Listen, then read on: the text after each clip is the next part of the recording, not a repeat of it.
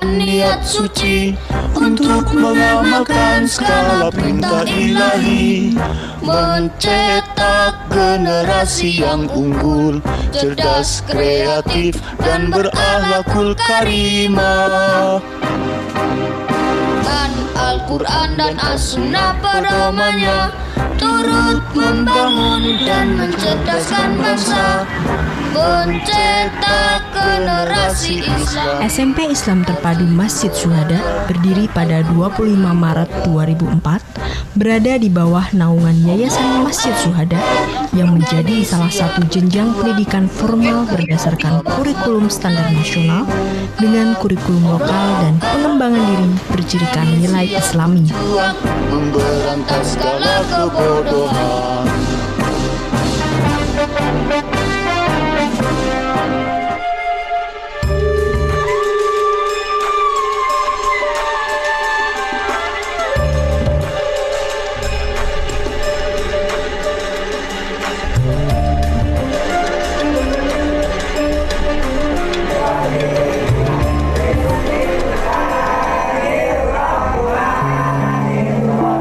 Sesuai dengan pola pendidikan nafas Islami, siswa dan siswi SMP IT Masjid Syuhada mengawali kegiatan belajar dengan zikir dan doa pagi, serta kegiatan diniyah kelas tahfidz untuk menambah hafalan Al-Quran melalui kelompok-kelompok kecil di Masjid Syuhada, dan juga kelas tahsin untuk memperdalam dan memperlancar tajwid bacaan Quran para siswa.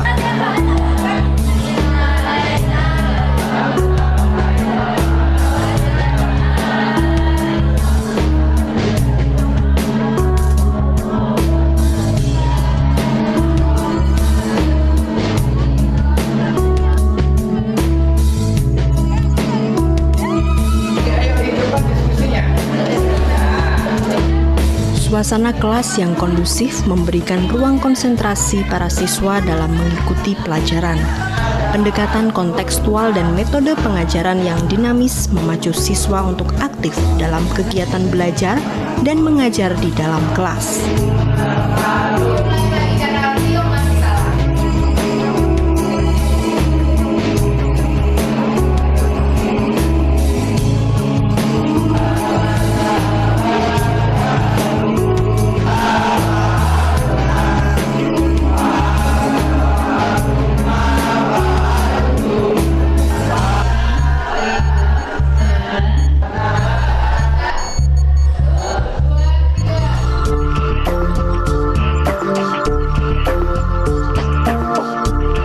Praktikum IPA dilengkapi dengan sarana ruangan laboratorium IPA dan peralatan yang menunjang bagi pembelajaran.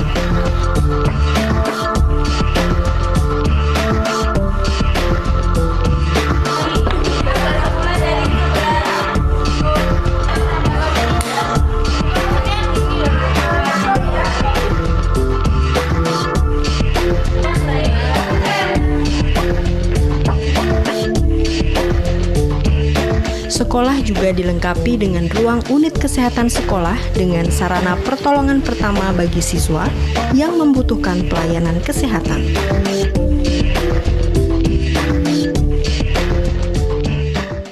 Allahu Akbar,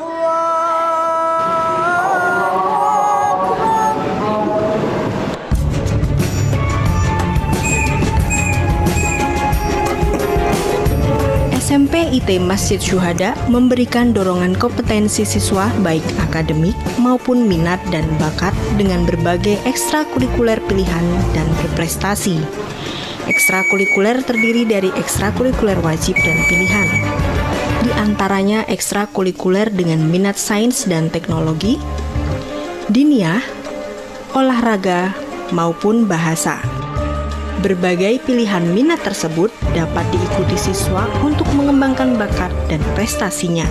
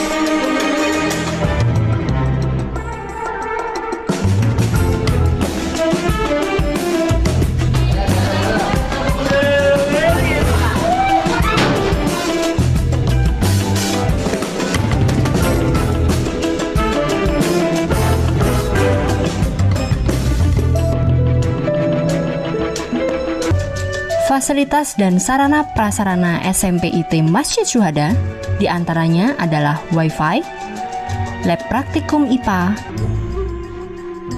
perpustakaan,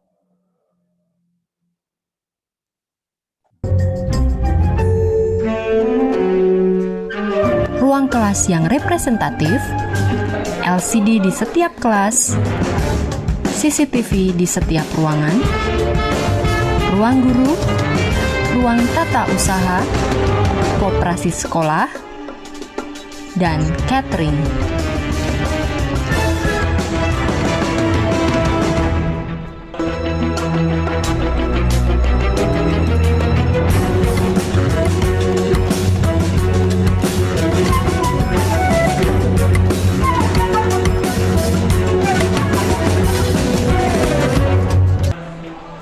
Kompetensi yang diberikan oleh SMP IT Masjid Syuhada: berakidah Islam, ibadah sesuai syariat Islam, berakhlakul karimah, menguasai keahlian seni Islam, mampu berkomunikasi dengan bahasa Arab dan bahasa Inggris secara sederhana, memiliki dasar iptek, hafalan Al-Quran minimal juz 30, dan mampu menulis Arab. Generasi yang unggul, cerdas, kreatif, dan berakhlakul karimah. Berbagai program rutin unggulan sekolah diadakan untuk menunjang pembelajaran siswa, memberikan energi positif dan berbagai pembekalan pengembangan karakter diri. Program-program ini juga menjadi unggulan di SMP IT Masjid Syuhada sebagai komitmen sekolah dalam visinya yang unggul, cerdas, kreatif, dan berakhlakul karimah. Menegakkan amar ma'ruf nahi mungkar. Allahu Akbar. Kami siap berjuang memberantas segala kebodohan. SMP Islam terpadu, Masjid Syuhada.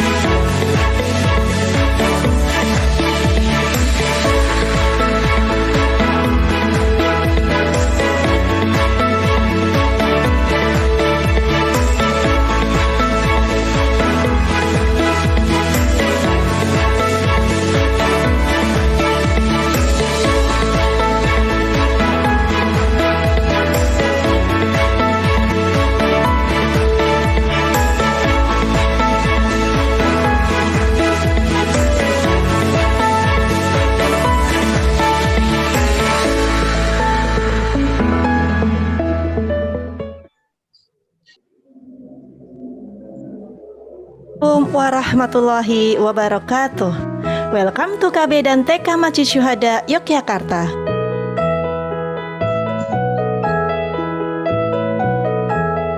Visi KB dan TK Masjid Syuhada Yogyakarta adalah menjadi lembaga pendidikan anak usia dini yang berkualitas dalam rangka menyiapkan generasi penerus yang berakhlakul karimah. Lokasi KB dan TK Masjid Syuhada berada di Komplek Masjid Syuhada, Jalan Idewa Nyoman Oka, nomor 13, Kota Baru, Yogyakarta. TK Masjid Syuhada berdiri sejak tahun 1960 dan KB Masjid Syuhada berdiri sejak tahun 2008 dengan tetap memegang teguh pendidikan agama Islam yang kuat sebagai fondasi utama. Program unggulan Iqra, tahfiz, sholat berjamaah, peringatan Hari Besar Agama Islam, manasik haji, pekan budaya, field trip, outbound, parenting, parents week, family day, dan bermain sambil belajar membaca, menulis, dan berhitung. Pembelajaran sentra, sentra main peran, sentra bahan alam, sentra balok, dan sentra persiapan. Ekstrakurikuler, angklung, gamelan, menyanyi, menari, berenang, komputer, dan melukis. Fasilitas masjid, ruang kelas, ruang perpustakaan, pojok baca dan dongeng, ruang musik, ruang komputer, ruang UKS, taman bermain, halaman yang luas, kolam renang, layanan psikolog, dan APE indoor dan outdoor. Demikian sekilas profil KB dan TK Masjid Syuhada. Terima kasih. Wassalamualaikum warahmatullahi wabarakatuh.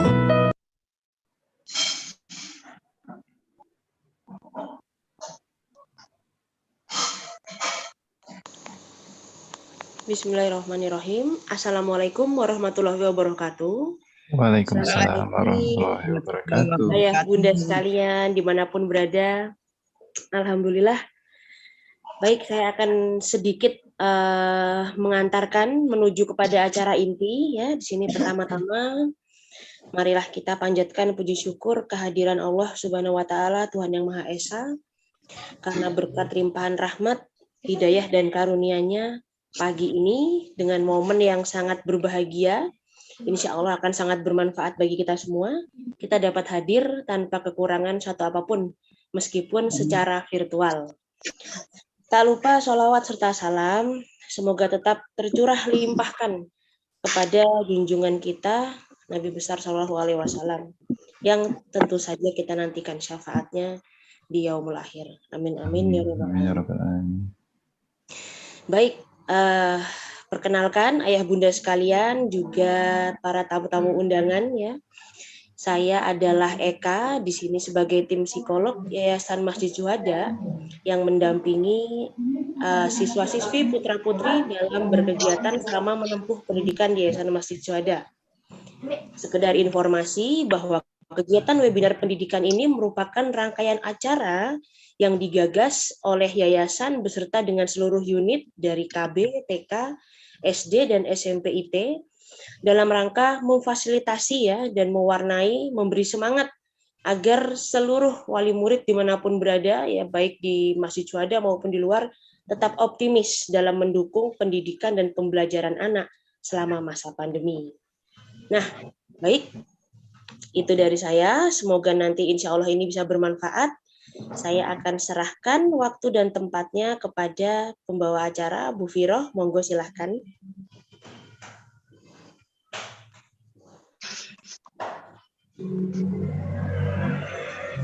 Halo, sudah ada belum ya? Baik, sambil menunggu, kalau belum ada. Sekedar informasi ayah bunda bahwa webinar ini merupakan serangkaian acara yang tadi sudah saya sampaikan Maka jangan bosan-bosan untuk menunggu setiap serinya karena kita di sini beragam, beraneka ragam. Di sesi pertama kemarin ada kelas psikologi ya, sesi psikologi. Kemudian sesi yang kedua ini kita membahas tentang tema kesehatan. Ini menjaga kesehatan mata selama anak-anak pembelajaran online atau pembelajaran virtual.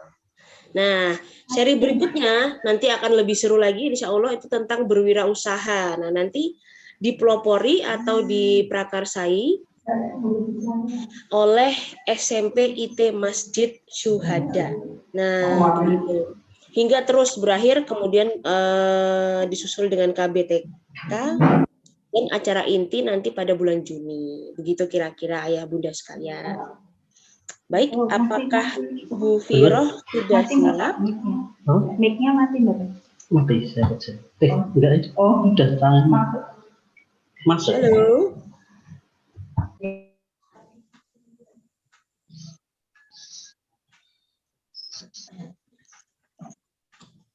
Halo.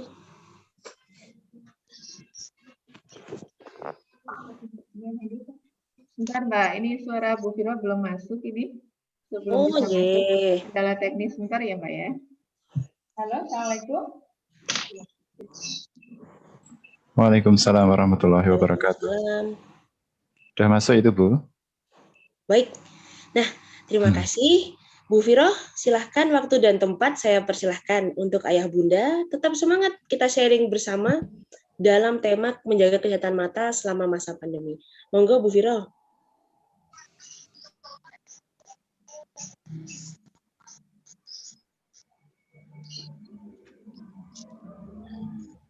Waalaikumsalam warahmatullahi wabarakatuh. Baik, Assalamualaikum warahmatullahi wabarakatuh. Waalaikumsalam warahmatullahi wabarakatuh. Selamat pagi Bapak Ibu.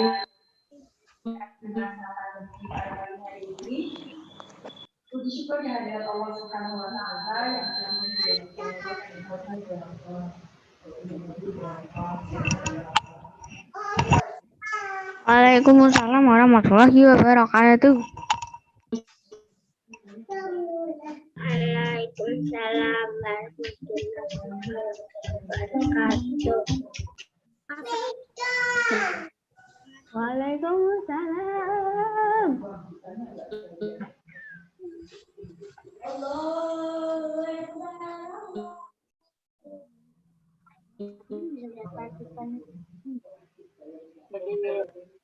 Peserta webinar pendidikan. Puji syukur kehadirat Allah Subhanahu wa taala yaitu nikmat sehat dan bertemu bersama atau apapun. Salawat dan salam susunan acara. Oke. Susunan acara pada webinar pagi ini akan kita mulai dengan pembukaan.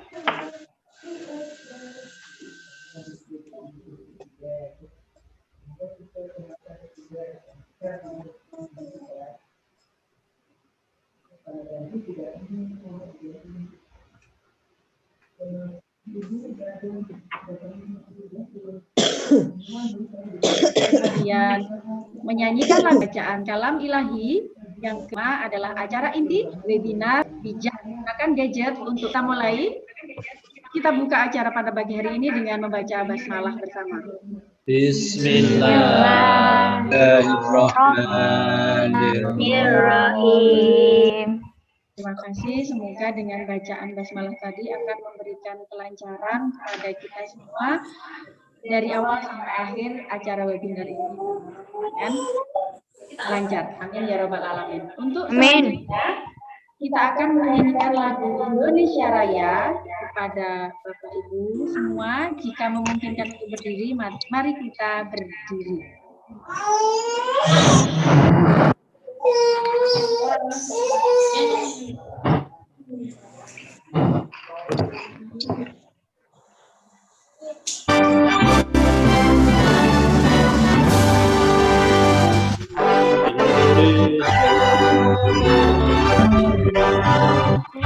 Anatun padarani Sanatun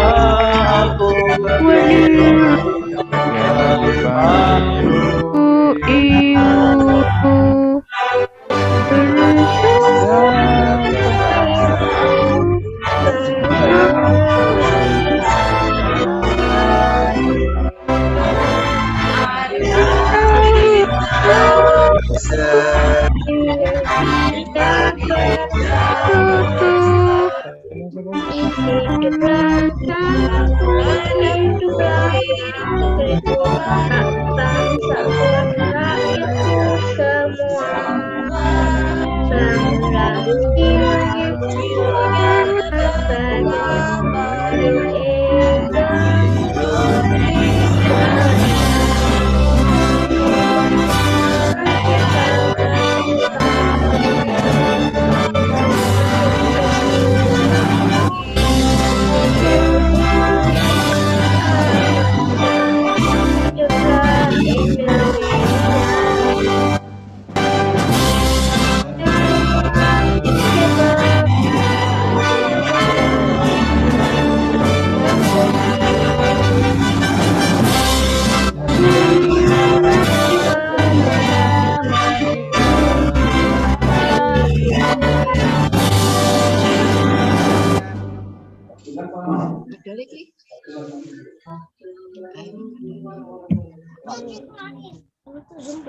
Terima kasih atas berkenannya Bapak Ibu Syaraya. Untuk acara selanjutnya yaitu pembacaan kalam ilahi yang pada pagi hari ini akan dibacakan oleh Ustadz Andi Sulistiono. Kepada Bapak Andi kami persilakan.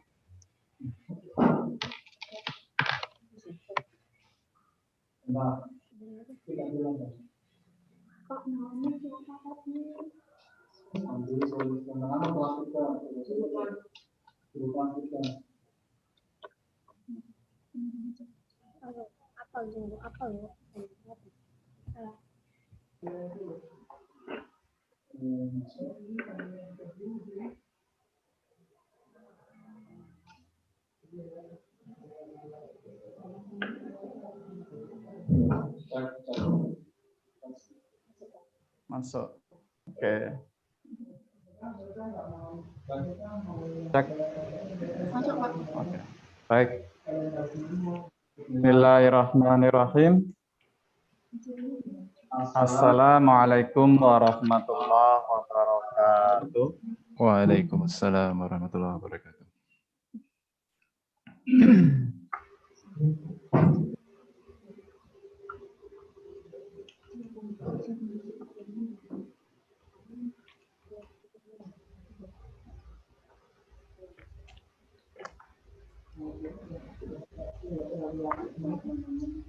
A'udzu billahi minasy syaithanir rajim.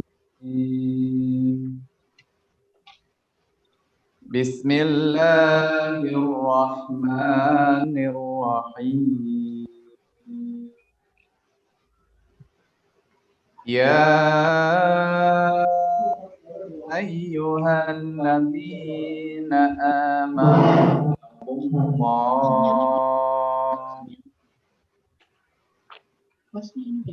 alladzina amanu taqullaha haqqa tuqatih wa la tamutunna illa wa antum muslimun.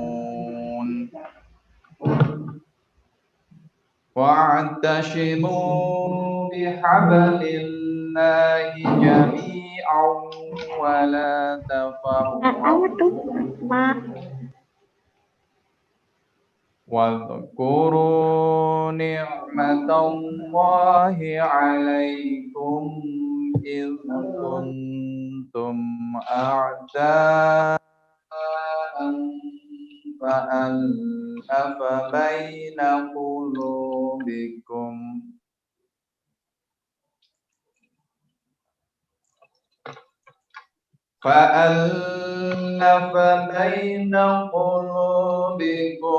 فأشبهتم بنعمته إخوانا وكنتم على شفا حفرة من النار فأنقذكم منها كذلك يبين الله لكم آياته لعلكم تهتدون ولتكن منكم أمة يدعون إلى الخير ويأمرون بالمعروف وينهون عن المنكر وأولئك هم المفلحون ولا تكونوا كالذين تفرقوا واختلفوا من بعد ما جاءهم البينات وأولئك لهم عذاب عظيم يوم تبيض وجوه وتسود وجوه فأما الذين اسودت وجوههم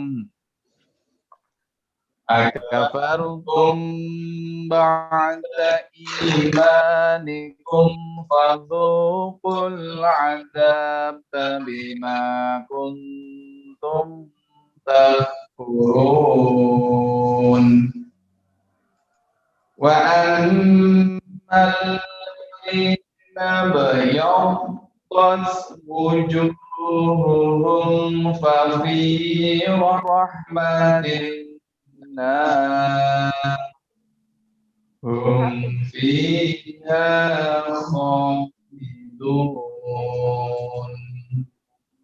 تلك آيات من الله نتلوها عليك بالحق وما الله يريد ظلما للعالمين ولله ما في السماوات وما في الأرض وإلى الله ترجع الأمور صدق الله العظيم Alhamdulillahi Rabbil Alamin. Wassalamualaikum warahmatullahi wabarakatuh. Waalaikumsalam warahmatullahi wabarakatuh. Terima kasih kepada Ustaz Andi yang sudah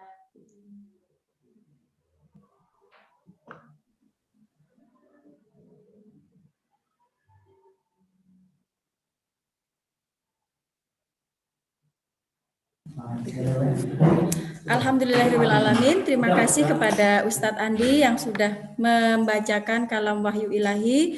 Semoga yang membaca mendapatkan pahala dan kita juga yang mendengarkan juga mendapatkan limpahan pahala dari bacaan ayat suci Al-Quran tadi. Untuk selanjutnya, acara selanjutnya adalah sambutan dari Bapak Kepala Sekolah. Maka kami mohon kepada Bapak Eko Harjanto untuk berkenan memberikan sambutan pada pagi hari ini. Kepada Bapak Eko, kami persilakan. Baik, terima kasih Bu Ustazah Firohnya dan juga rekan-rekan panitia. Assalamualaikum warahmatullahi wabarakatuh. Waalaikumsalam warahmatullahi wabarakatuh.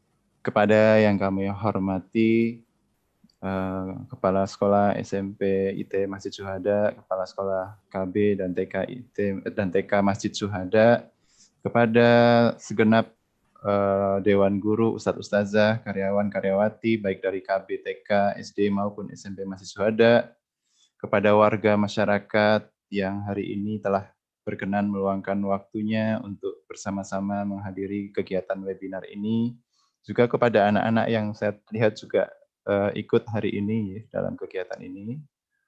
Alhamdulillah, puji dan syukur kita panjatkan kehadirat Allah Subhanahu wa Ta'ala. Pagi hari ini Allah berkenan memberikan kita tetap nikmat yang luar biasa, tidak terhitung jumlahnya. Salawat dan salam semoga terlimpah kepada kedua hasanah kita Rasulullah Muhammad Sallallahu Alaihi Wasallam beserta keluarga, para sahabat dan para pengikutnya hingga yaumil qiyamah.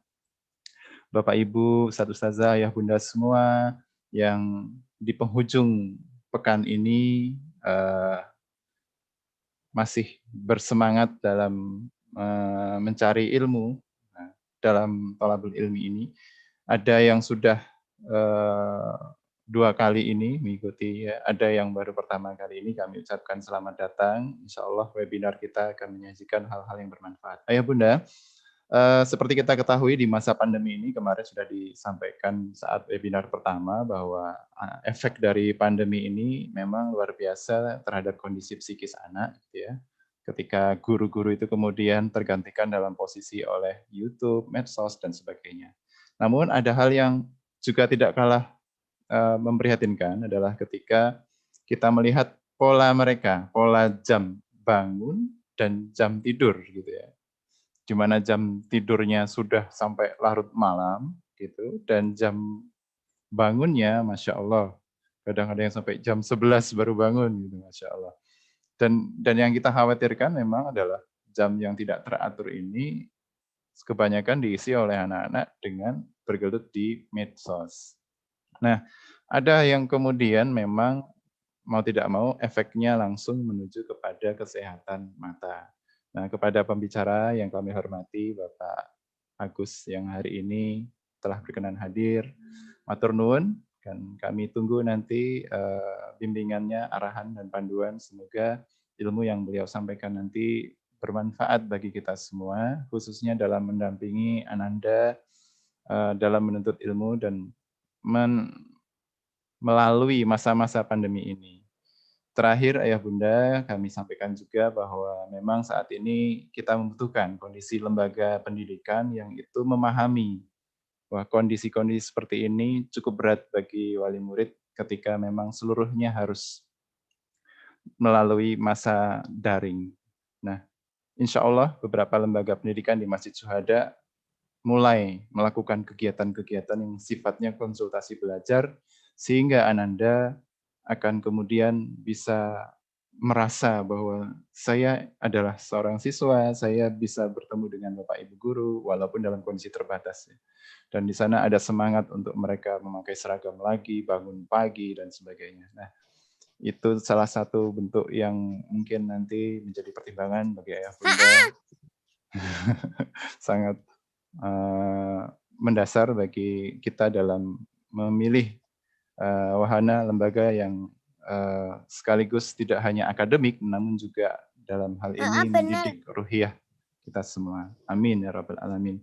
Tidak panjang yang ingin saya sampaikan, sekali lagi izinkan saya mewakili Bapak Ibu dari pihak yayasan menghaturkan selamat mengikuti webinar ini sampai selesai. Dari saya cukupkan, terima kasih, sekian. Billahi taufiq wal hidayah. Wassalamualaikum warahmatullahi wabarakatuh. Waalaikumsalam warahmatullahi wabarakatuh. Jazakumullah kepada Ustadz Eko yang sudah menyampaikan sambutannya. Ternyata peserta pada pagi hari ini diikuti dari anak-anak sampai orang tua, dan dari Sabang sampai Merauke, dan ada dari peserta dari Jawa Timur juga ada. Jadi luar biasa. Semoga pada pagi hari ini kita bisa belajar bersama tentang apa efek atau gadget itu seperti apa. Nah, baik, untuk acara selanjutnya yaitu acara inti, yaitu webinar pendidikan di masa pandemi dengan tema bijak menggunakan gadget untuk kesehatan mata.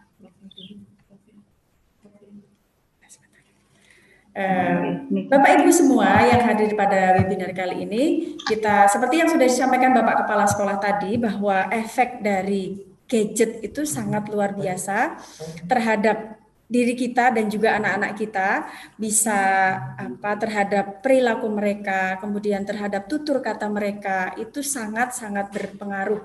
Seperti yang sudah sempat saya berbicara dengan anak-anak di sekolah, ketika saya bertemu begitu, yang tadinya anaknya gemuk, kemudian saya ketemu dengan mereka itu tiba-tiba kurus begitu. Kemudian saya tanya, loh Mas kenapa kok sekarang badannya kurus? Iya Bu, karena saya sekarang makannya berkurang. Kenapa berkurang makannya? Kan udah ini Bu, udah asik dengan gadgetnya kadang sampai malam sampai lupa makan. Itu secara yang bisa kita lihat, yang tadinya badannya gendut bisa menjadi kurus karena apa? Karena dia sudah sangat tidak bisa lepas dengan gadget sampai malam, sampai lupa makan. Nah, itu dari sisi yang seperti itu. Sekarang, kalau dari sisi moral, sangat bisa kita lihat sebagai orang tua yang kita terus berdampingan selama 1 tahun ini ya bersama anak-anak kita di rumah, kita bisa lihat tingkah laku, tutur kata mereka seperti apa karena pengaruh gadget ini. Nah, pada pagi hari ini kita akan meninjau berbeda dari hal itu. Kita akan tinjau dari kesehatan mata. Nah, pada hari ini webinar kali ini narasumber kita adalah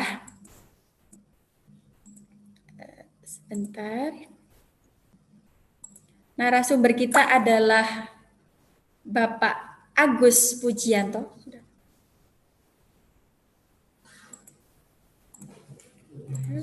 Oke. Baik, Bapak Ibu semua, narasumber pada pagi hari ini beliau adalah bernama Bapak Agus Pujianto, SKEP TGL.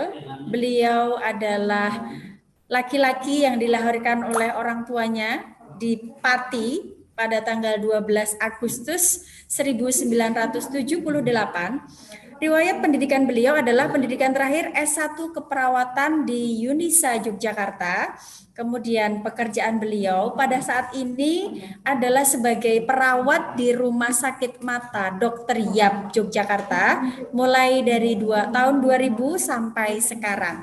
Kemudian beliau juga sebagai instruktur Pusbankes AGD 118 versi DIY, mulai dari tahun 2008 sampai dengan sekarang, dan juga beliau sebagai relawan bencana di BPBD Provinsi Daerah Istimewa Yogyakarta. Nah, beliau ini jika kita lihat dari riwayat pekerjaan beliau, sangat piawai atau sudah sangat menguasai di bidang kesehatan mata. Untuk itu tidak perlu lama-lama lagi, mari kita segera meluncur kepada Bapak Agus Pujianto untuk menyampaikan ilmu yang luar biasa untuk kita semua. Baik, waktu selanjutnya kami berikan kepada Bapak Agus Pujianto secukup-cukupnya. Monggo Bapak Agus Pujianto.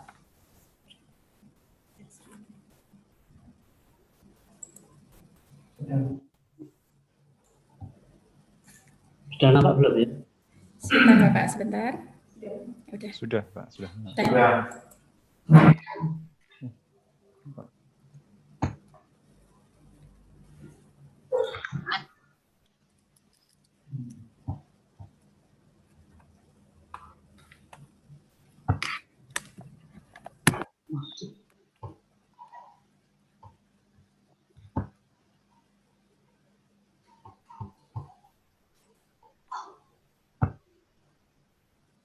Tadi kok macet? Tadi, tolong.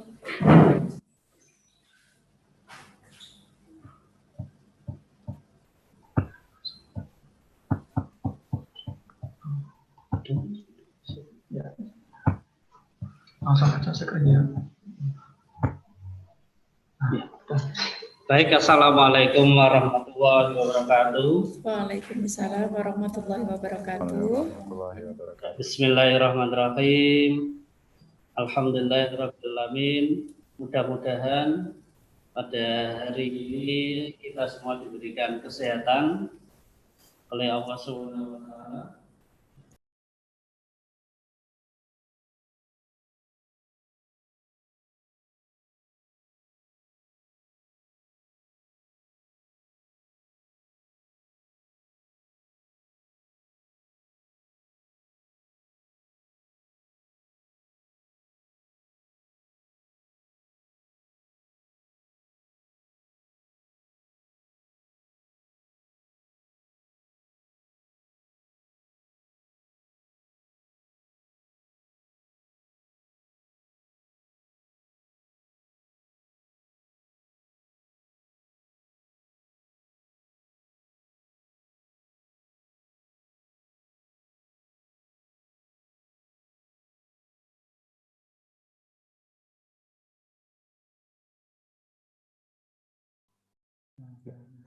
Ya, Assalamualaikum warahmatullahi wabarakatuh. Sudah terdengar Bapak Ibu semua? Alhamdulillah sudah Bapak, monggo. Ya, mohon maaf ada gangguan teknis karena laptop saya agak error. Saya pindah ke laptopnya Pak Andi. Mohon izin Pak Andi dan Bapak Ibu semua. Seperti yang kita ketahui bahwa masa pandemi ini mengubah segala sisi aspek kehidupan, tak kecuali di bidang pendidikan. Semenjak WHO menyatakan pandemi COVID, maka di berbagai negara itu mengambil banyak kebijakan, baik itu dari pemerintah pusat maupun pemerintah daerah. Belum.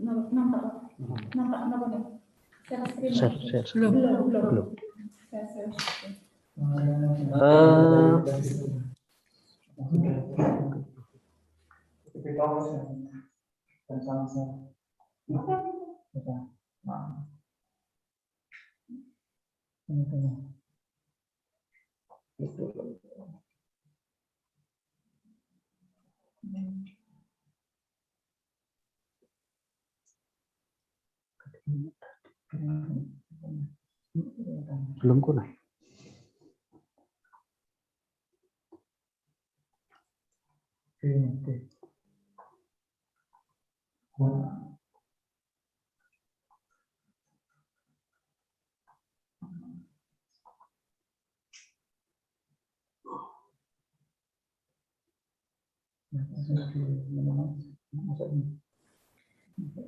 Maaf kepada Bapak Ibu semua, ada sedikit kendala teknis ya, seperti kita bagi yang sering mengikuti webinar mungkin hal ini sudah tidak asing ya ketika kita, karena ini adalah berkaitan dengan jaringan.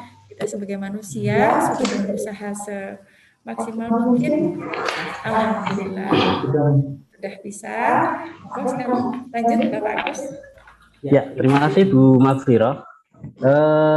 Seperti yang saya katakan tadi bahwa semenjak WHO menetapkan bahwa COVID-19 ini sebagai pandemi pada 11 Maret 2020, maka di banyak negara itu langsung mengambil banyak kebijakan-kebijakan. Contohnya di negara kita yaitu Indonesia ini pada tanggal 13 April 2020 melalui keputusan Presiden nomor 12 tahun 2020 maka menetapkan bahwa coronavirus disease 2019 ini sebagai bencana non alam. Kemudian ini diikuti dengan surat edaran Mendikbud nomor 4 tahun 2020 yang menyatakan bahwa pelaksanaan pendidikan dalam masa darurat COVID-19. Nah, kebijakan dari Mendikbud tersebut berlanjut sampai sekarang. Kemudian kebijakan dari pemerintah daerah sendiri itu ada yang memberlakukan pemberlakuan pembatasan sosial berskala besar. Ya, salah satunya adalah DKI, kemudian disusul dengan pemberlakuan adanya pembatasan kegiatan masyarakat atau PPKM. Yang kedua hal itu akan berimbas pada keterbatasan dari aktivitas masyarakat di luar rumah. Kemudian menyebabkan juga masyarakat itu lebih banyak tinggal di dalam rumah.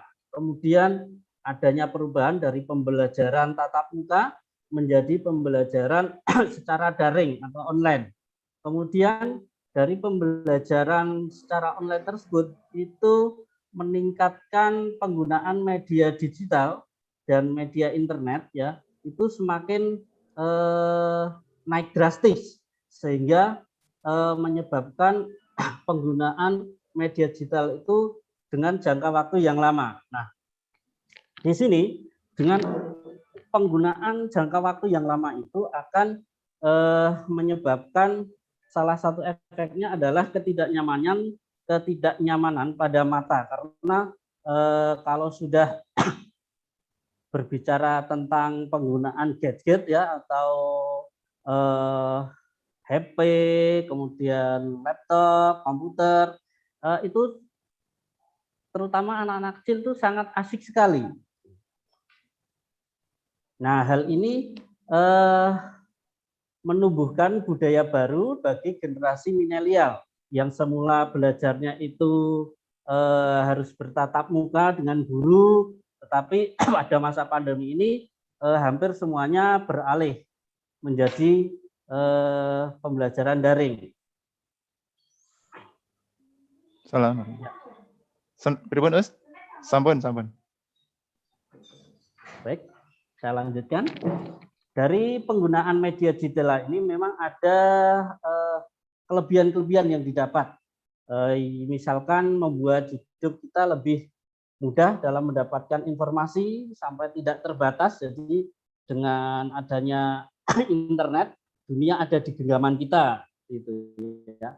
Kemudian peningkatan efisiensi pekerjaan, kemudian kemudahan komunikasi. Nah, hal ini bisa diilustrasikan dari penggunaan media digital ini. Kita bisa beli online secara langsung, tidak usah keluar rumah ya, kita hanya tinggal transfer uang, kemudian kita menunggu. Atau pembelajaran kita tidak usah harus bertanya kepada guru yang mengajar, tapi kita bisa mencari informasi, meskipun informasi yang kita dapatkan harus dikonfirmasi ulang apakah itu informasi yang betul atau tidak. Ya.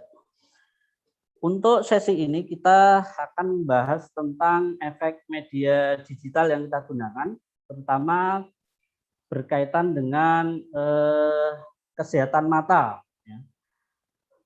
Penggunaan media digital yang terlalu lama bisa mengakibatkan ketegangan pada mata itu meningkat karena otot-otot terlalu overaktif. Ya. Kemudian mata terasa pegal, lelah, terkadang juga disertai dengan penglihatan yang kabur pada saat kita bekerja. Kemudian mata terasa menjadi lebih terasa kering, perih, sampai terasa seperti ada robekan. Nah, hal ini disebabkan karena semua aktivitas itu dilakukan dengan membaca, menulis, dan dilakukan dengan jarak yang dekat.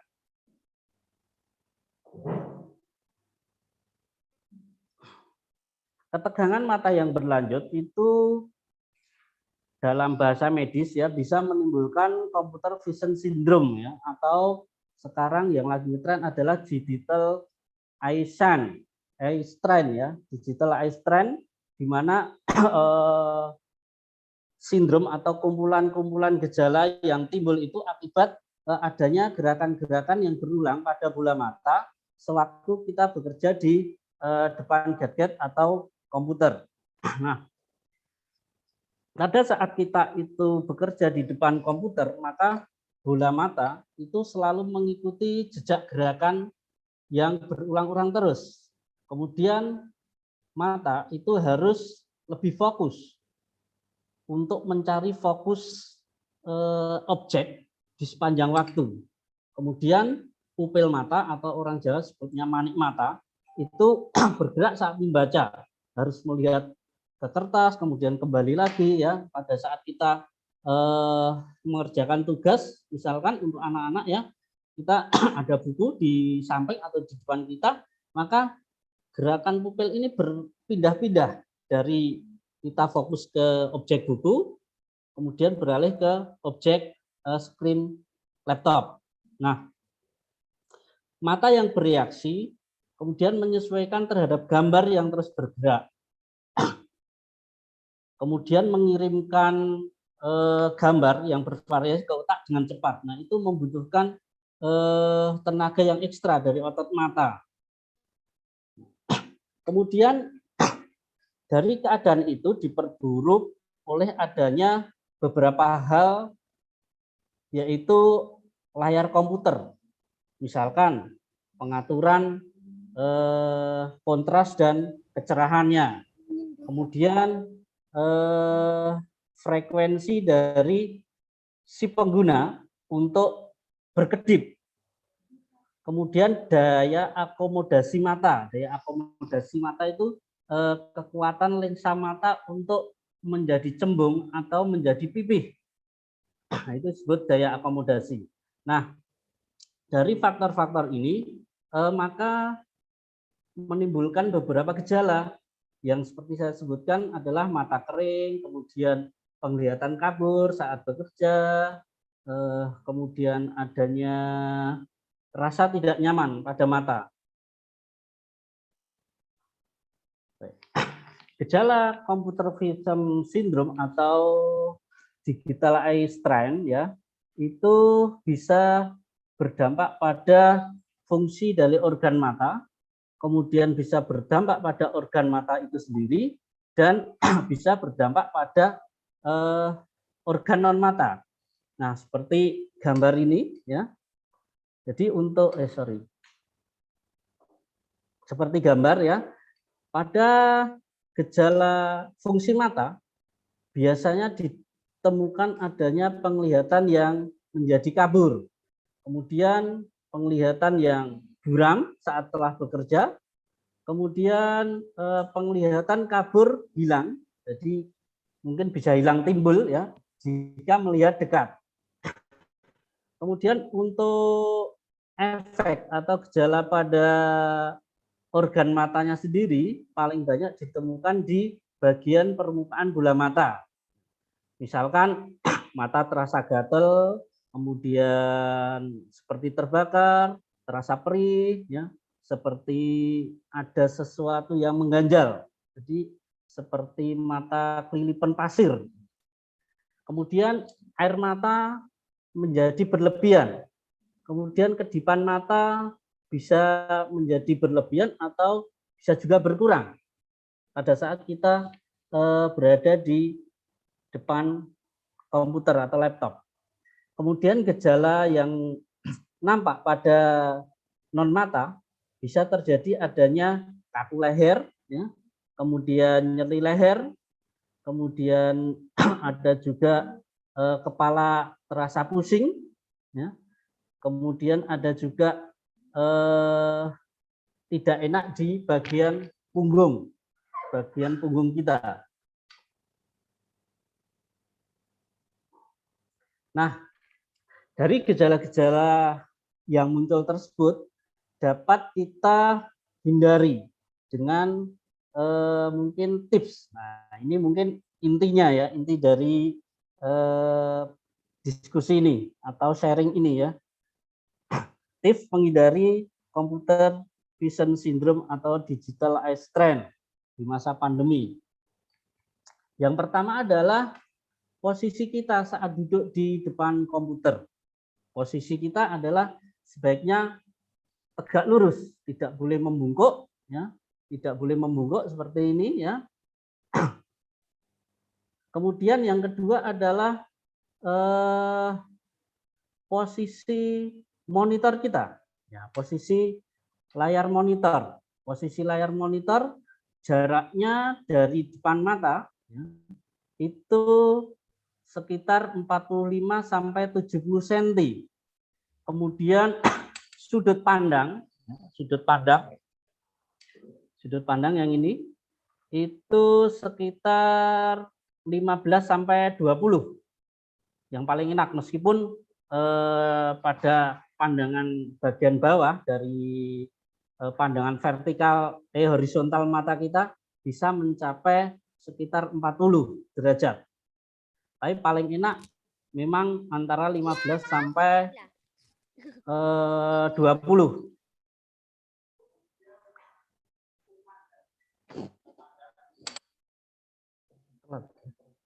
Kemudian posisi dari kepala kita. Nah, posisi dari kepala kita sebaiknya lurus ke depan. Jadi tidak boleh leher ini menunduk. Kemudian untuk posisi punggung sebaiknya kita memakai kursi yang ergonomis, ya, ada mengikuti dari mengikuti lengkungan bentuk punggung kita. Ini akan lebih membantu untuk memberikan kenyamanan. Kemudian tinggi, ya. Kemudian kaki kita itu diusahakan tegak lurus dengan telapak kaki tetap menapak, ya, jangan menggantung, tapi ada alas kaki. Kemudian jarak antara meja dengan alas kaki kita sekitar 72 sampai 75 cm. Nah, yang kalah pentingnya juga adalah sudut antara keyboard dengan bagian dada atau perut kita itu sekitar 90 sampai 100. Jadi boleh sambil dada atau perut ini membusung. Nah, posisi yang salah seperti ini. Menunduk, kepala menunduk, ya. Banyak sekali masih kita lihat di beberapa instansi itu layar monitornya terpendam di dalam meja, ya. Kemudian kita juga ada beberapa yang layar monitor, layar screen-nya itu lebih tinggi dari posisi mata kita, sehingga pada saat kita melihat kita dangak itu bahasa Inggrisnya apa ya? Menengadah, ya, menengadah. Ya, menengadahkan kepala seperti itu, ya.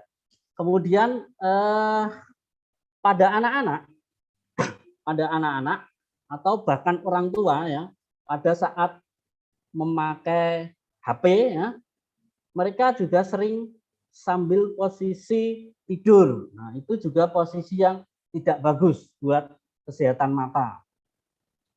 Paling tidak kalau mau bermain dengan gadget, paling tidak ya posisinya semi voller atau setengah duduk, lebih nyaman daripada tidur atau tengkurap. Kemudian yang kedua, untuk menghindari atau mengurangi gejala yang ditimbulkan dari computer vision syndrome ini, yaitu bahan referensi. Biasanya kebanyakan, ya, kita pada saat melakukan aktivitas di depan layar komputer, misalkan mengetik itu, ya, ada bahan referensi. Nah, kita banyak sekali yang salah dalam meletakkan bahan referensi. Paling enak, ya, paling nyaman itu diletakkan di samping monitor atau di atas keyboard, sehingga kepala tidak sering berubah-ubah dari dokumen ke layar. Kemudian yang ketiga, pencahayaan, seperti yang saya sebutkan di depan tadi, ya. Pencahayaan bisa dari pencahayaan ruangan, bisa dari pencahayaan alat media digitalnya itu sendiri. Untuk ruangan secara umum cahaya ruangannya berkisar 200 sampai 700 lux. Biasanya untuk yang dokumen-dokumen yang tulisannya agak kabur itu membutuhkan pencahayaan di atas 500 lux. Kemudian kalau ruangannya itu terlalu silau, maka kita bisa menggunakan penutup tirai atau gorden. Kemudian pada saat malam hari, ya, kita juga bisa mematikan lampu ruangan, tetapi dibantu dengan penerangan menggunakan lampu belajar. Itu akan lebih nyaman untuk melakukan pekerjaan, ya. Kemudian untuk penerangan dari alat gadget sendiri, kita bisa mengatur kekontrasan dan kecerahan dari layarnya. Jangan sampai layar gadget itu terlalu silau di mata. Mungkin biasanya ini pengalaman di keluarga saya, ya, pada saat anak saya menggunakan HP di dalam kamar pada saat waktu menjelang tidur, maka saya mengecilkan mengurangi cahaya di dalam kamar tersebut. Jadi kebetulan saklar di rumah saya ada beberapa saklar yang bisa diatur kecerahan untuk lampunya. Kemudian yang keempat adalah ukuran font yang dipakai.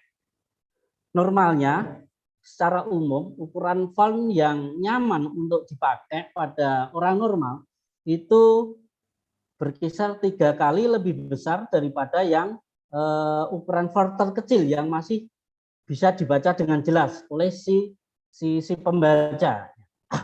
Kemudian yang kelima adalah penggunaan layar anti silo atau anti glare ya. Itu juga bisa ditambahkan pada si pengguna menggunakan kacamata yang anti radiasi. Nah, kacamata anti radiasi biasanya yang terjual untuk sekarang ini adalah anti blue light atau anti sinar biru, karena ada studi yang mengatakan bahwa untuk HP ini yang paling bahaya pada mata adalah efek dari sinar biru yang dipancarkan dari HP, bisa merusak bagian makula dari saraf retina. Kemudian istirahat. Nah, sudah sering disebutkan bahwa ada rumus istirahat untuk mengistirahatkan mata, yaitu menggunakan rule 20-20-20. Artinya apa? Artinya pada saat kita melakukan pekerjaan selama 20 menit di depan layar komputer, maka dianjurkan untuk mata itu beristirahat, ya, beristirahat selama 20 detik. Nah, caranya dengan apa? Bisa dengan melihat jauh, ya, bisa dengan melihat jauh dengan jarak 20 feet, 20 kaki atau sekitar 6 meter. Atau dengan cara untuk mengistirahatkan mata dengan menutup mata kita. Menutup mata kita sambil berhitung, ya, 1.000, 2.000, 3.000 sampai 20.000. Nah, kalau dihitung itu hitungan 1.000, 2.000 itu pas 1 detik. Silahkan dibuktikan nanti kalau nggak percaya. Kemudian tips menghindari CVS yang selanjutnya ini adalah berkedip. Berkedip. Pada saat kita berada di depan layar komputer, ya, itu seringkali kedipan mata kita menjadi berkurang. Yang normalnya antara 10 sampai 15, biasanya berkurang menjadi sekitar 6 sampai 10 per menitnya. Jadi kurang lebih ada pengurangan 5 kali selama per menit. Nah, berkedip pada mata itu berfungsi untuk menghasilkan lubrikasi pada mata, di mana cairan yang dihasilkan pada saat mata berkedip itu dia mengandung minyak yang berfungsi untuk memberikan pelumas pada kornea mata.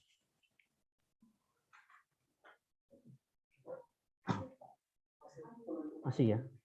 Kemudian dari adanya pelumasan pada daerah kornea itu yang menyebabkan mata itu terasa lebih nyaman. Nah, kemudian bagaimana kalau untuk orang-orang tua yang atau orang dengan diabetes mellitus, ya, atau penyakit gula, yang kebanyakan mereka itu sudah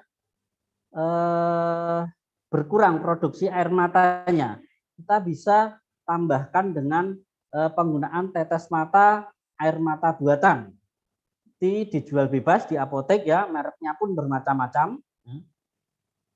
Kemudian tips yang lain adalah tetap menjaga asupan makanan dan istirahat bagi badan kita. Nah, istirahat yang cukup artinya kalau dengan aktivitas normal ya sekitar istirahatnya 6-8 jam seharinya. Kemudian makanan-makanan yang perlu dikonsumsi untuk menjaga kesehatan mata dan tubuh kita secara umum biasanya makanan yang banyak mengandung zat-zat lutein atau antioksidan. Antioksidan itu sangat berfungsi untuk menjaga kestabilan dari saraf mata. Kemudian bisa juga minum vitamin C, ya. Sehari bisa 1-2 kali. Untuk saat pandemi ini mungkin antioksidan dan vitamin C lebih dosisnya bisa 2 kali sehari ya. Kemudian ada zat zeaxanthin, kemudian ada zat besi atau zinc juga. Nah, bagaimana untuk orang-orang yang menjadi pengguna dari lensa kontak? Perlu diketahui bahwa lensa kontak ini fungsinya macam-macam. Ada lensa kontak yang berfungsi sebagai pelindung mata. Kemudian ada lensa kontak yang berfungsi sebagai estetika mata. Ada juga lensa kontak yang berfungsi sebagai alat bantu penglihatan sehingga penglihatannya makin jelas. Nah, pada saat seseorang menggunakan lensa mata, kita harus pahami juga bahwa dengan adanya perlengketan antara kornea, kornea ya atau epitel dari kornea dengan lensa mata ini ya, itu mengurangi dari asupan makanan atau mengurangi sirkulasi oksigen di dalam kornea mata tersebut, sehingga kebanyakan kalau tidak diatur dengan tepat pengguna dari lensa mata itu mengalami banyak keluhan, misalkan mata mudah iritasi ya, mata mudah menjadi lebih perih dan sebagainya. Nah, tipsnya adalah mata harus diistirahatkan dengan pemakaian kacamata yang sesuai ukuran. Jadi lensa mata itu tidak boleh dipakai terus-menerus. Ada aturan maksimal sekitar 4-6 jam sekali kontak mata atau lensa mata itu harus dilepas. Kemudian tips yang kedua adalah jangan tidur dengan memakai kontak lens. Jadi pada saat Bapak Ibu atau anak-anak yang memakai kontak lens itu sangat-sangat dianjurkan untuk melepas kontak lens itu pada saat tidur, karena pada saat tidur itu kita nggak tahu, bisa saja kita langsung menggosok-gosok bola mata. Nah, adanya gerakan gosok-gosok itu yang kita tidak tahu kuat lemahnya pada saat kita menggosok bisa menyebabkan goresan pada lapisan korneanya sehingga terjadi luka. Nah, itu banyak dan sering terjadi juga di rumah sakit YAP ya. Sering datang pasien dengan keluhan tadi malam saya tidur pakai kontak mata, kemudian bangun pagi kok saya merasakan mata perih, panas, terus kayak ada garis di kornea. Itu bahaya. Kemudian tips yang ketiga untuk pemakai kontak lens, selalu membersihkan dan menyimpan lensa kontak yang dipakai secara baik. Jadi pada saat dilepas, biasanya pengguna lensa kontak sudah menyediakan cairan sama tempat lensa kontaknya. Kemudian jika mata merah, kemudian penglihatan kabur, berair, silau atau sensitif terhadap cahaya, diikuti dengan nyeri, maka stop untuk pemakaian lensa mata.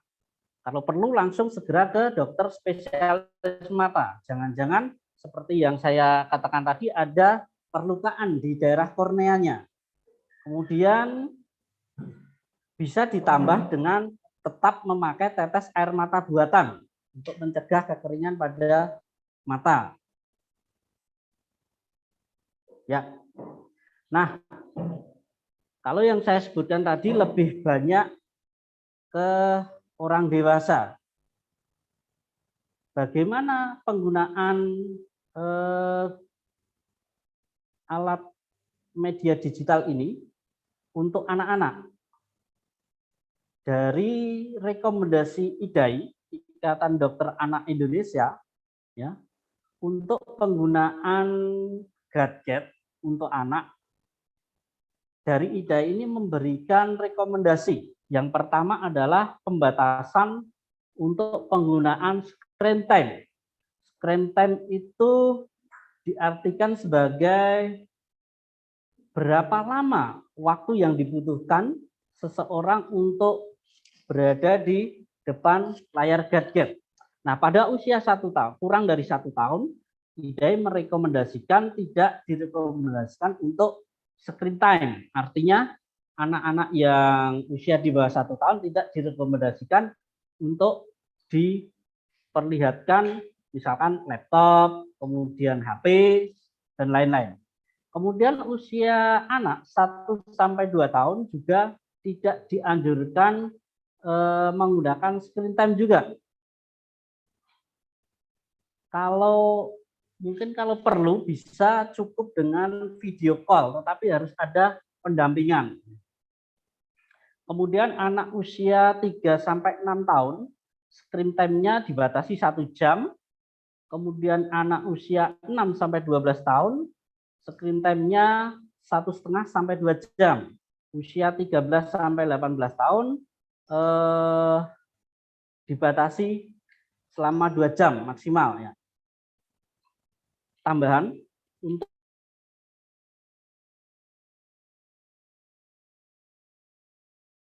waktu istirahat, kalau kita sulit, nggak bisa ya.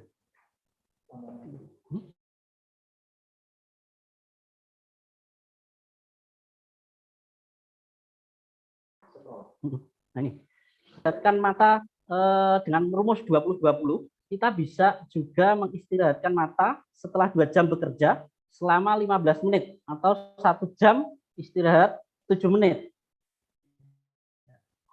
Oke. Kemudian rekomendasi dari IDAI yang kedua adalah pengawasan dalam penggunaan gadget dan komputer untuk anak-anak.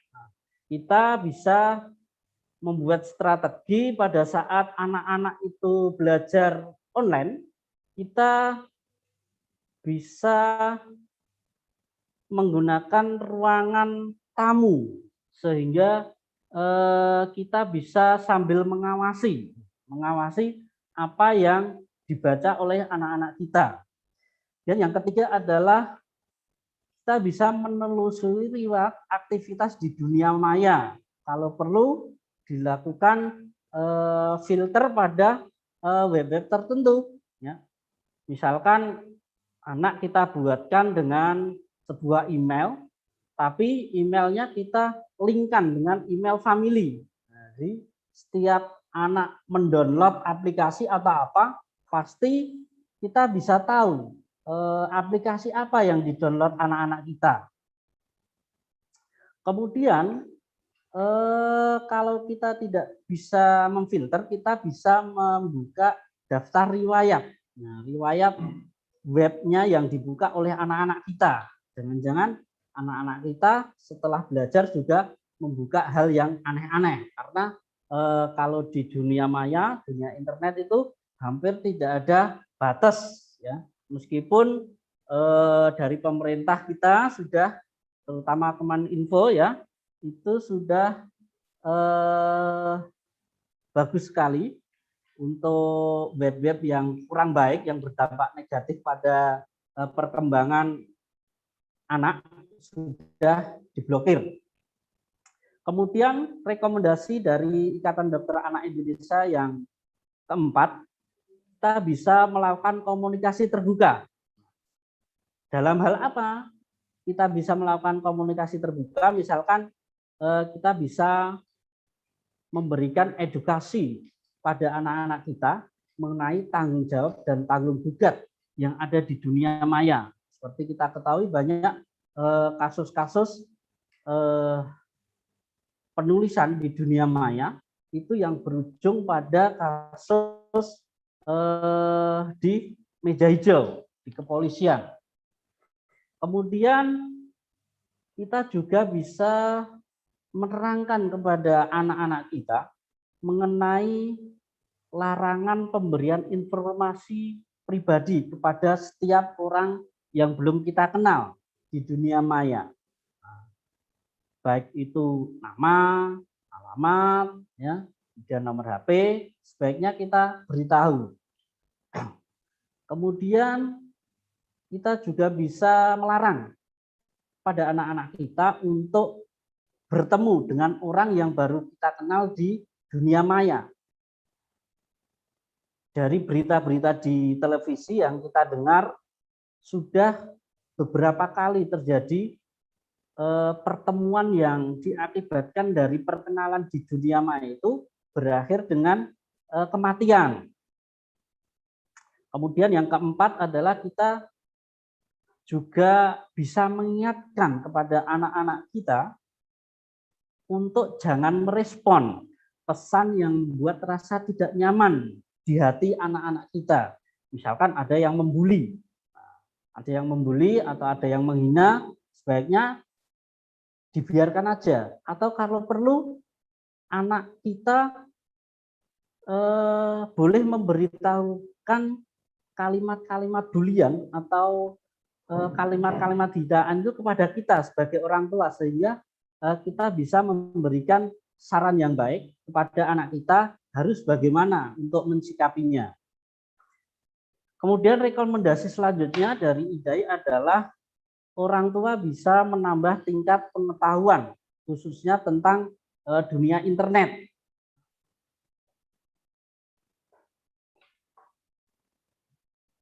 Ya. Nah, ada juga pertanyaan, wah mata saya kok merah, jangan-jangan saya kena COVID. Nah, dalam hal tertentu memang salah satu dari gejala yang ditimbulkan kalau seseorang itu terinfeksi virus COVID, ya, itu salah satunya mata bisa merah. Tetapi kalau hanya cukup mata merah tanpa adanya gejala yang ditimbulkan oleh COVID itu sendiri, maka kemungkinan besar mata itu aman dari virus corona disease. Jadi harus ada, paling tidak ada gejala demam, batuk, pilek, nyeri tenggorokan, badan riang-riang, bergesi, seperti itu. Kemudian di masa pandemi COVID ini kita jangan sering-sering mengucek atau menggosok-gosok mata. Ya, takutnya kita nggak tahu namanya virus, ukurannya kurang dari 3 milimikron ya, sangat kecil sekali, dalam kasat mata tidak bisa kita lihat. Sebaiknya pada saat kita mau menyentuh bagian mata, ya, kita menggunakan antiseptik atau cuci tangan. Memang paling bagus adalah mencuci tangan ya dengan sabun, karena sabun itu bisa mengemulsi dari DNA virus terdiri dari lemak-lemak.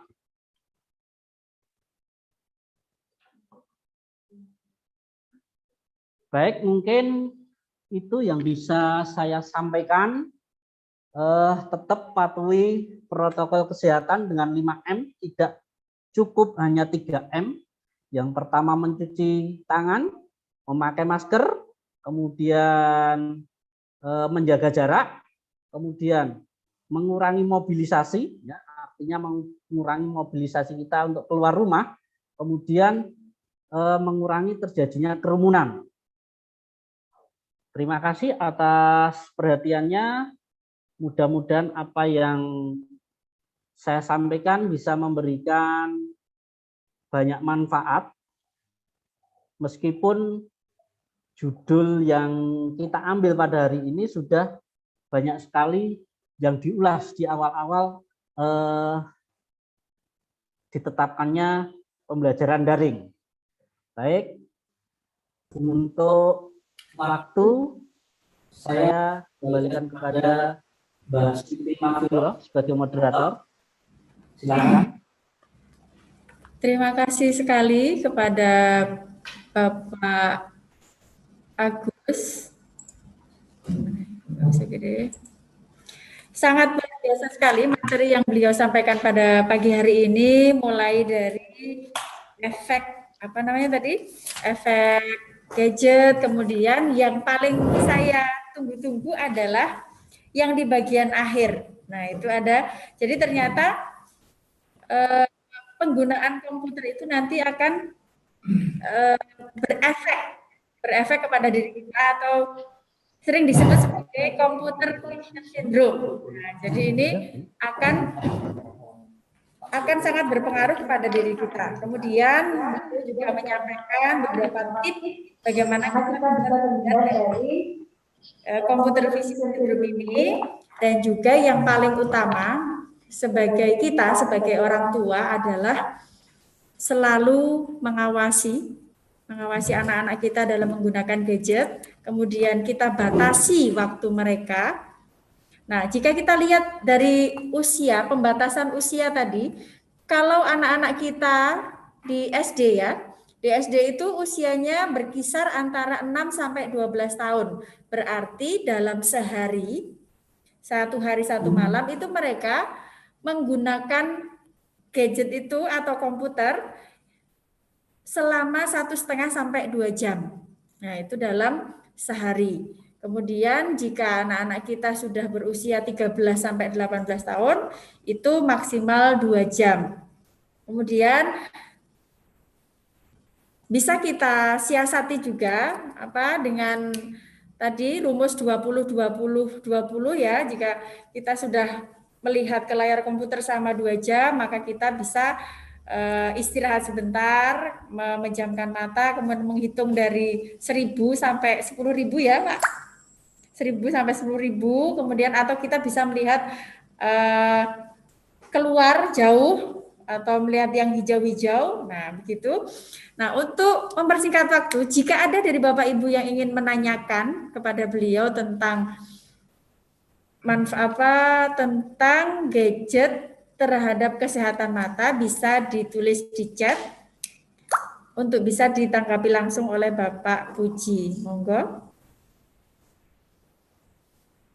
Ya. Ya, ada pertanyaan Pak Agus? Kita langsung sampaikan saja dari Tita. Saya mau bertanya, mohon maaf Pak, kalau screen time itu hanya untuk gadget atau juga berlaku bagi TV, semisalnya ada anak usia 3 sampai 6 tahun, hanya 1 jam, itu maksudnya sehari 1 jam lihat gadget atau 1 jam untuk semuanya seperti gadget dan TV. Baik. Pak, ada satu pertanyaan atau langsung ini ada 2 pertanyaan. Dua sekalian. Oh iya. Untuk pertanyaan yang kedua ini dari Amda Urfa, dari Ibu Sumarwia. Pak, kalau mata kelilipan hari berikutnya bengkak dan kelilipannya belum keluar, bagaimana cara mengatasi mengeluarkan benda yang masuk? Terima kasih. Ini dari YouTube ya, Pak. Nah, ini tadi pertanyaan dari YouTube. Oke. Nyalakan dulu, Pak. Oke, baik. Terima kasih kepada Bapak Ibu semua. Ya, tadi ada 2 pertanyaan. Pertanyaan yang pertama disampaikan oleh Mbak atau Ibu Tita ini ya. Yang intinya bagaimana pengaturan screen time Di sini tunjukkan 1 jam, screen time 1 jam itu apakah yang dimaksud selama sehari itu kita hanya boleh menonton TV 1 jam atau gimana? Nah, pengaturan screen time ini yang dimaksud adalah sebaiknya waktu yang digunakan untuk berada di depan layar monitor, baik itu televisi ataupun gadget atau layar komputer atau layar laptop, itu untuk anak usia 3-6 tahun itu sebaiknya setiap 1 jam dimatikan atau beristirahat dulu. Ya, artinya ada setelah 1 jam berada di depan komputer, kita istirahat, mata istirahat, jangan terus-terusan. Kemudian kita bisa mengistirahatkan mata dengan menutup mata. Menutup mata kalau 1 jam ya sekitar 7 menit. Atau bisa aktivitas untuk mengurangi capaian di bagian leher. Ya, kita bisa melakukan senam kepala. Itu juga bisa dilakukan untuk mengisi kekosongan waktu selama kita istirahat. Jadi tidak 1 jam tidak hanya 1 jam yang kita butuhkan untuk berada di depan layar selama 24 jam, itu tidak. Jadi setiap 1 jam itu berhenti, kemudian istirahat. Nanti setelah istirahat sesuai waktu sekitar 7 menit, kita bisa kembali lagi aktivitas di depan komputer. Ini itu. Yang kedua, pertanyaan dari Ibu Sumarniatun. Terima kasih atas pertanyaannya, Ibu. Mata kelilipan. Baik, mata kelilipan. Mata itu terutama untuk kornea itu banyak sekali ujung-ujung syaraf yang sangat-sangat sensitif. Nah, kalau kita kelilipan itu di mata itu terasa seperti ganjel, berpasir. Ya, apalagi kalau kelilipnya besar. Nah, yang pertama kita lihat dulu lokasi kelilipannya di mana. Kalau lokasi kelilipannya itu di bagian putih atau bagian sklera yang warna putih, kita bisa mengambil dengan cotton bud. Posisi kita bisa sambil tidur, terlentang, kemudian ada orang yang mengambil, karena bisa dilihat gitu ya kelilipnya ya. Atau kelilipnya itu berada di bawah kelopak. Di dalam kelopak bagian bawah, kita bisa menarik kelopak bagian bawah ke arah bawah. Kemudian di kelilip itu bisa dicutik diambil dengan penggunaan cotton bud, Tapi kapas pada cotton bud itu sebaiknya dibasahi sehingga pada saat menggesek kelopak mata mengurangi rasa nyeri. Nah, yang kesulitan itu adalah pada saat kelilip itu, benda asing itu berada di kelopak atas bagian dalam atau berada di kornea. Nah, kalau bendanya itu berada di dalam kelopak atas, maka kita bisa membalik kelopak mata. Ya, kelopak mata bagian atas dibalik sehingga kelopak mata bagian atas lebih terbuka. Nah, harapannya dengan membukanya kelopak bagian atas itu benda asingnya bisa terambil nanti. Kemudian kalau benda asingnya itu di kornea, saran saya tetap ke fasilitas kesehatan, bisa ke puskesmas, dokter keluarga, atau kalau bagus lagi ke rumah sakit. Di Yogyakarta ini ada rumah sakit khusus mata, ya, khusus mata, yaitu rumah sakit Dr. Yap.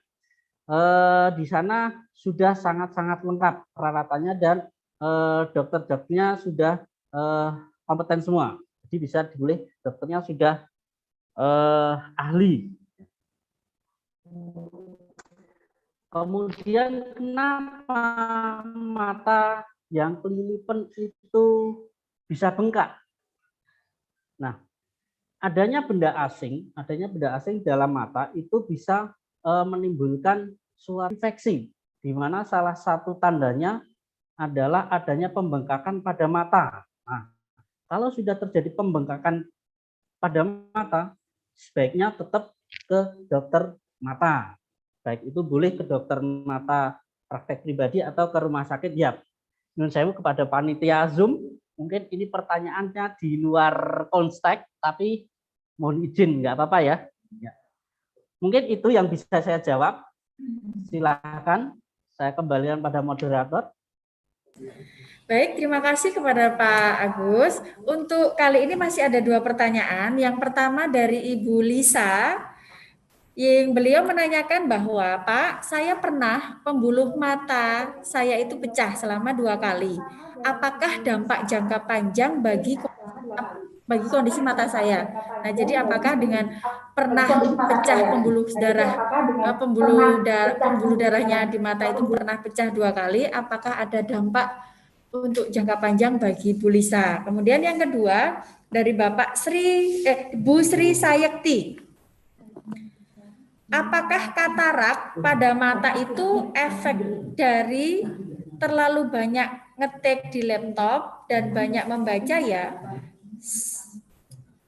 Sedangkan usia saya baru 50 tahun. Dulu pernah operasi yang kanan dan yang kiri di usia 45 tahun. Mohon penjelasannya. Oh, ini jadi apakah katarak itu disebabkan karena kita terlalu sering ngetik di laptop atau bagaimana? Sedangkan usianya baru 50 tahun. Dulu di usia 45 tahun sudah pernah operasi. Monggo, Bapak. Baik, terima kasih Mbak Siti Mafiro. Menjawab pertanyaan dari Ibu Lisa, kita lihat dulu bagian pembuluh darah mana yang pecah. Kalau itu pembuluh darah di bagian sklera lapisan yang putih, itu efek jangka panjangnya hampir tidak ada, karena dalam waktu sekitar 2 sampai 3 atau 4 minggu, nah, adanya darah di lapisan sklera yang putih itu bisa terserap oleh tubuh sendiri. Kemudian kalau yang pecah itu di pembuluh darah retina, bagian dalam lagi dari bola mata, nah ini yang sangat-sangat berbahaya. Biasanya diakibatkan karena adanya trauma, bisa trauma tembus, bisa trauma tumpul, atau pada orang-orang yang ada penyakit diabetes mellitus. Nah, kalau dia sudah diabetes yang lama, lebih dari 5 tahun, kemudian gula darahnya tinggi terus, itu menyebabkan pembuluh darah di bagian retina mudah rapuh karena terjadi pertumbuhan pembuluh darah yang abnormal. Ya. Pembuluh darah yang abnormal itu yang menjadi rapuh sehingga mudah pecah. Nah, akibatnya cairan yang di dalam bola bercampur dengan darah. Nah, akibatnya cahaya yang masuk dari luar, kemudian menembus kornea, kemudian menembus mata, baru menembus lensa mata, kemudian baru menembus ke cairan tersebut, maka akan terhalang. Nah, terhalang oleh darah sehingga tidak bisa diterima oleh retina untuk disampaikan ke otak. Nah, dengan adanya darah tadi, maka orang tersebut tidak bisa melihat dengan jelas. Kadang-kadang dia melihat seperti ada bayangan merah darah. Kadang-kadang ada bayangan yang ngeblok hitam. Seperti itu. Jadi dilihat dulu lokasi perdarahannya di mana, pembuluh darah yang mana yang pecah. Kemudian kalau yang dimaksud dari Bu Lisa itu adalah pembuluh darah yang di sklera atau lapisan yang putih, ya, itu tidak berbahaya, tetapi perlu diawasi juga apakah perdarahannya itu makin banyak atau tidak.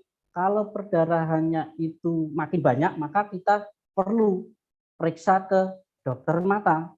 Jangan-jangan pembuluh darah yang pecah itu diakibatkan karena adanya darah tinggi yang kita miliki. Nah, sehingga darah tinggi menyebabkan tekanan di pembuluh darah itu jadi naik karena pembuluh darahnya ini kecil di mata, di lapisan yang putih, lapisan kornea sklera itu kecil, maka pembuluh darah di lapisan sklera itu pecah akibat tekanan yang tinggi.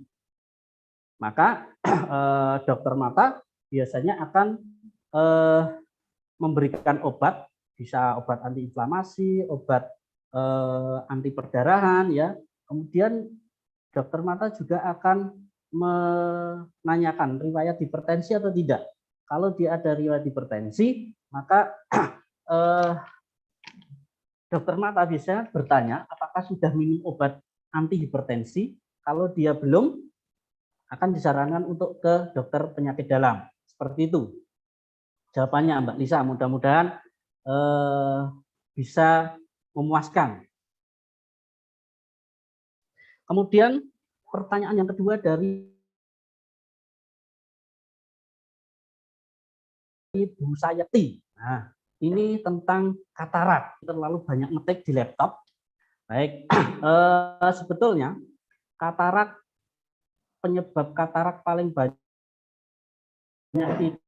itu adalah karena faktor usia yang biasa disebut dengan katarak senilis. Kebanyakan dialami pada seseorang yang sudah berusia lebih dari 50 tahun. Karena ada proses kekeruan di lensa mata, ya. Jadi bukan karena banyak aktivitas di depan layar komputer. Kalau aktivitas banyak di depan layar komputer, biasanya dia lebih beresiko terjadi mata minus, Bu. Karena pada saat kita mengetik di depan layar komputer yang terlalu sering, ya, dan waktu yang lama, itu menyebabkan perubahan pada bentuk bola mata atau ada organ mata yang berubah, misalkan lensa menjadi lebih cembung, seperti itu, ya. Kemudian dulu pernah operasi yang kanan dan kiri di usia 45. Mohon izin penjelasannya. Jadi kalau operasi katarak itu kan lensanya diambil. Nah, dengan adanya kemajuan teknologi ini, lensa yang diambil itu akan ditanam lagi, Bu. Akan jadi mata yang sudah tidak ada lensa itu akan ditanam lagi, dimasukkan lensa untuk bisa memfokuskan kepada objek yang kita lihat. Mungkin seperti itu. Terima kasih. Terima kasih atas jawabannya Pak Agus. Untuk Ibu Sri Sayekti, jadi untuk katarak itu karena biasanya faktor usia ya Bun ya, bukan karena kita terlalu banyak aktivitas di depan laptop. Biasanya kalau terlalu banyak ngetik itu nanti biasanya minus gitu ya Pak ya, ininya Pak, bisa efeknya di situ. Semangat ya Bun ya, nggak apa-apa, insya Allah nanti bisa diobati. Kalau perlu bisa tindak ke mana? Rumah sakit Dokter Yap. Ini ya, jadi promosi. Jadi promosi. Baik, Bapak Ibu yang kami hormati, kami mengucapkan banyak terima kasih sekali atas partisipasi dari Bapak Ibu semua pada pagi hari ini. Semoga kita mendapatkan ilmu yang sangat luar biasa, dan pesan saya dari kita sebagai orang tua yang masih punya anak-anak yang sekarang ini sangat menjadi teman mereka dalam keseharian adalah gadget. Mari kita awasi bersama mereka, kita batasi waktu mereka dalam penggunaan gadget, kemudian kita kontrol mereka apa saja link-link yang mereka buka, web-web yang mereka buka, atau YouTube yang mereka buka. Kita sangat berhak untuk mengontrol mereka, karena mereka adalah generasi-generasi yang akan mendatang, itu sangat menentukan Indonesia ataupun Islam juga terutama ya. Jadi kita awasi bersama anak-anak kita, semoga kita dan anak-anak kita terhindar dari hal-hal yang tidak seharusnya terjadi. Baik, saya Siti Makfiroh, Pak Puji, Pak Andi, dan seluruh teman-teman yang ada di sini mengucapkan banyak terima kasih. Dan dengan berakhirnya pertanyaan dari Ibu Sri Sayekti tadi, maka berakhir pulalah webinar pendidikan di masa pandemi ini. Kami ucapkan terima kasih dan mari kita tutup acara pada pagi hari ini dengan membaca hamdalah dan doa kafaratul majlis. Alhamdulillahirabbil alamin. Subhanakallahumma wa bihamdika asyhadu an la ilaha illa anta astaghfiruka wa atubu ilaik. Saya Mahfirah secara pribadi mengucapkan mohon maaf atas segala kesalahan dan kekurangan selama mengantarkan acara dari awal sampai akhir tadi, dan saya tutup. Assalamualaikum warahmatullahi wabarakatuh. Waalaikumsalam warahmatullahi wabarakatuh.